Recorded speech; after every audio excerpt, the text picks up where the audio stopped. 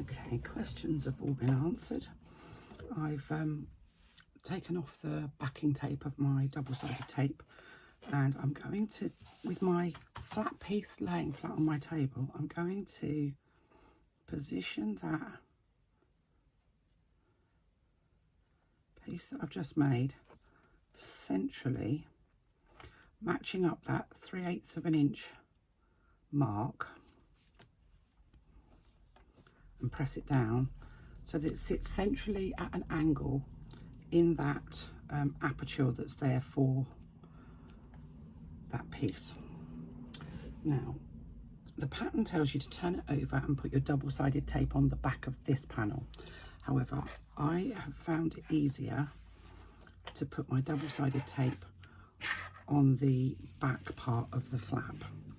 So I'm just going to remove the white stuff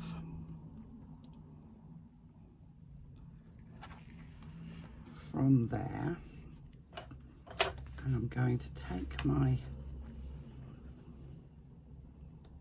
front panel piece and lay it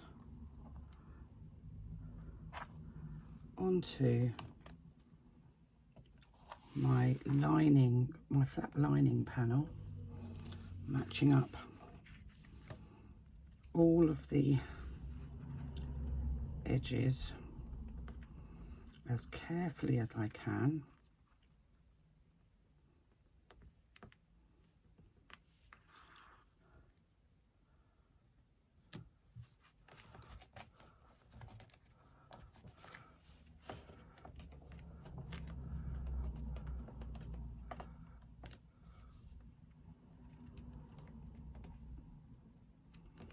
And I'm just going to pop a couple of clips to hold that piece in place, because it's only held in with that little tiny bit of double-sided tape, and I just feel that it will move if I'm not very careful. So I'm just gonna tape it in place.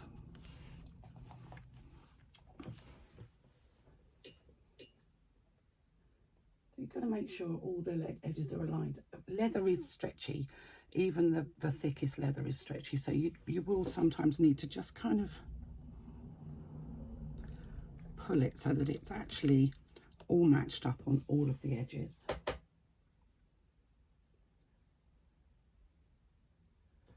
So now we're going to top stitch all the way around the outside here, using that scant 1/8 of an inch seam allowance that we've been using before.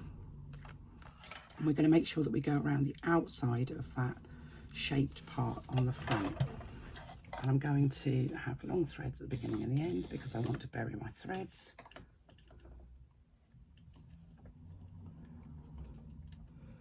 So let's find a long thread from the bottom. We'll throw things on the floor. Let's get rid of all of this debris from over here so that I've actually got a clear view of what I'm doing.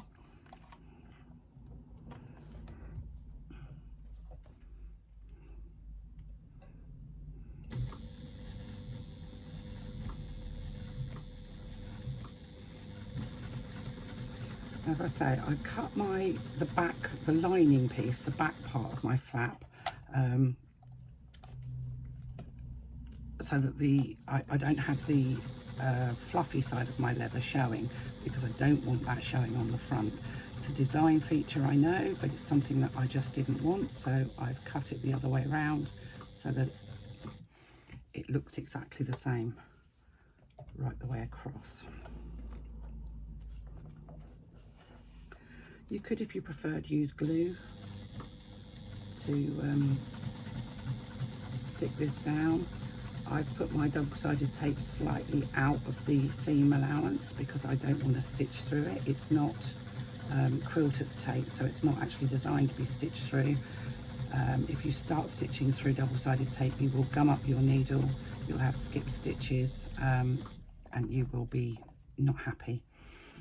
So just be careful when you're using double-sided tape that you don't have it in your stitch line.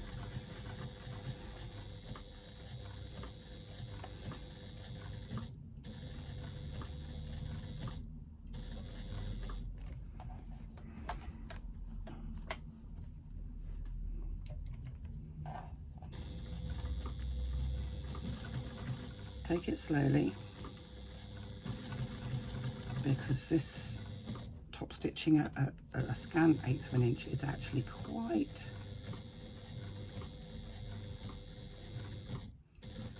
tight. It's not for everybody. It's a bit scary, but as long as you take it slowly, it's quite possible to do. I'm just going to use a tool just to hold it down when I get to this corner.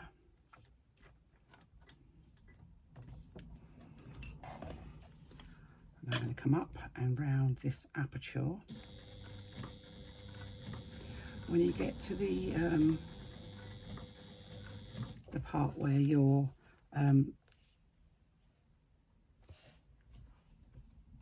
flap that you're using for your closure is, you may, depending on how thick your faux leather, your leather is, need to use a hump jumper, because you're going to be going over 4 layers of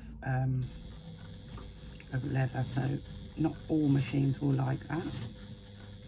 You can hear there's quite a different sound as I go through all of those layers.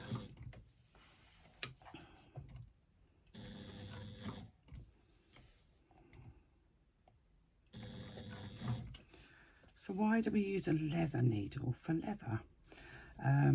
Leather is skin, and as such is fibrous. No matter what sort of leather you're using, whether that's sort of a nappa leather, or something that's salvaged from a sofa, something from clothing, leather is skin, and thus it is fibrous. We use a leather needle because a leather needle has a small blade on the side of the needle which cuts through the fibres. Because leather is a natural substance, it self-heals around the holes, the cuts that the needle has made. If you try using a leather needle on faux leather or cork or anything else, it doesn't heal around those cuts that are made. So you mustn't use a leather needle on anything other than real leather.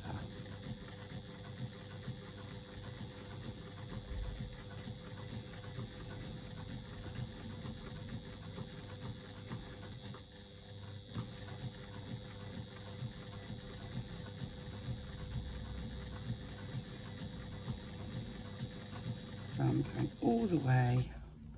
Let's just grab those thread ends from where I started, because otherwise I'll end up sewing them into it. So I just want them out of the way. And I'm landing in the last hole that I made. Pulling my work out. Using my self-threading needle to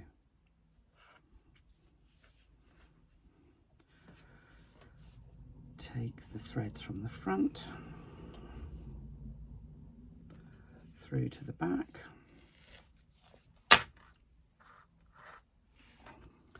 and tying off those thread ends. So there's no obvious start or finish to my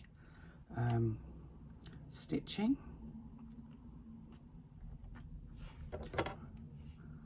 I'm just going to trim those off.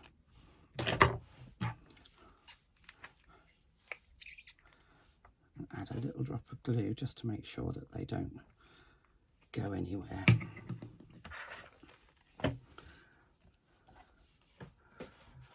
So now what I'm going to do is I'm going to do a square with a cross in it on this area here where that little flappy bit sits between the two sides of that aperture. I'm going to mark it with a chalk marker so that I know I have it perfectly square.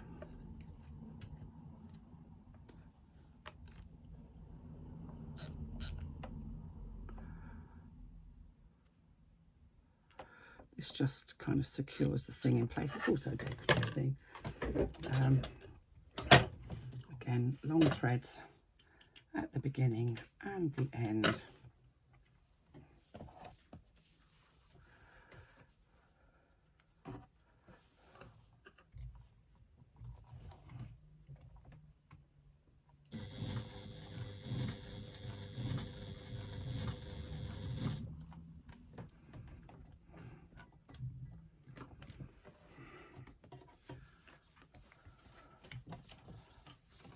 Catching on my wire at the back there.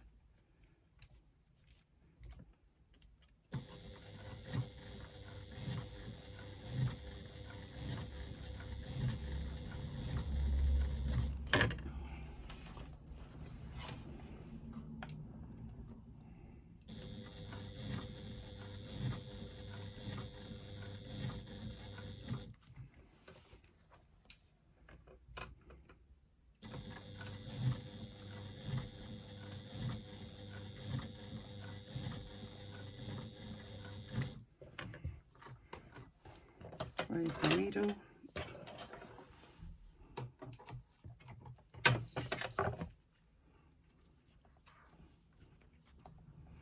Take the threads from the front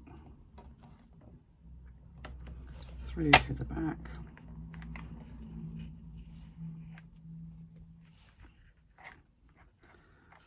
Tie them off. Oh, I've got a thread there that I haven't caught. Hold on a minute, let's just undo that. I've only got 3 of my threads in my tying off there, and I need 4.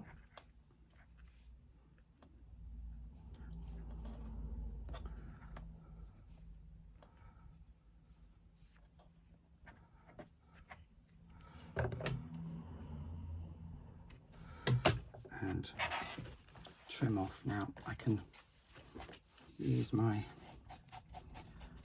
cardigan to remove any of those bits of chalk, and you can see that that's now fully secured, and the edge of my flap is nice and top stitched.